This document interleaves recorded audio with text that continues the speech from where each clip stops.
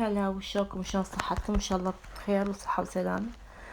طبعا عندي لكم خبر كلش مفرح، وخاصة اصحاب الدلدل الساكنين المانيا. كل واحد يعني عنده مدة 5 سنين، مو شرط يعني 2015، يعني حد مثلا 2018 لحد هسه سنة 23 شهر 1/1 راح يوزعون اقامات تجريبية لكل اللي عنده دلدل. وهاي السنة لازم واحد ياخذ بيها عقد عمل او بيسوي كورس لغة، يعني يحكي الماني، يعطوه اقامة مفتوحة. وهذا الخبر يعني اكيد 100%، ويشمل يعني كل اللي عندهم دلدل، بس ما بيها لم شمل.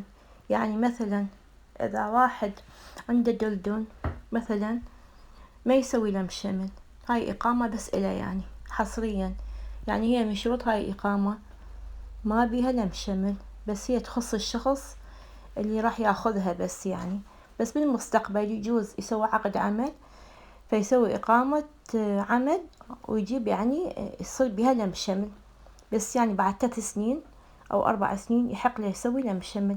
طبعا هي القرار هذا بعد ما مشاورات 2 وهيجي علنوه البارحة بالليل، وخلوا بها هاي الشروط. فمبروك يعني أصحاب الدلدل وأصحاب الرفض، خاصة خطايا العوائل اللي قاعد تنتظر واللي قاعد يشتغلون صار لهم 4 سنين 5 سنين وينتظرون هاي الإقامة. ما حيعطيهم إقامة، لأن هي شرط إقامة العمل لازم 6 سنين، يعني 60 شهر، وقاعد ما شو اسمه يحصلوها يعني 60 شهر. فهاي جتهم يعني منحة من الحكومة الألمانية، وإن شاء الله سنة 2023 سنة خير للجميع، والكل ترتاح وتسافر وتخلص من الرفض. بس الجايين جديد يعني ينتظرون بعد 5 سنين إذا عندهم رفض، مثلا جايين 2020 2021 2022 ينتظرون يعني بعد 5 سنين يلا يعطوهم إقامة، خاصة إذا مرفوضين يعني أوراق مستعجلة تعطوهم دلدل، يعني خاصة إذا عندهم واحد بصمة أو عنده يعني بصمته منكسرت أو عنده رفض، جاء رفض وقاعد على الرفض، يعني ينتظر إقامة، فينتظر 5 سنين وياخذ هاي الإقامة، إقامة دلدل. يعني الدلدل هسه صار يعني بالنسبة للمرفوضين رحمة، أحسن ما يبقى ملفه مفتوح يعني من غير دلدل، من غير يعني هذا الخط الأحمر.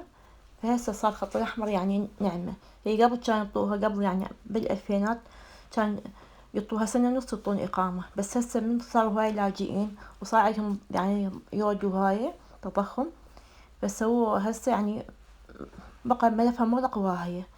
فهسه لا، قرروا بها الحكومة الألمانية يعطون إقامة 1.5 سنة وبعدين يعطوهم جنسية، لأنهم استحقوا صار لهم 5 سنين وبعدين 1.5 سنة، هاي 6.5، يعني هم طالوا من هناك 2 سنين، يعني صاروا 11 سنين، فيعطوهم جنسية بعد إن شاء الله بعد هاي 1.5 سنة. يعني هذا خبر أكيد، وراح تيجي بيه من السنة الجديدة من 1/1، هي مو 1/1 يعني نقول 15/1/2023 إن شاء الله.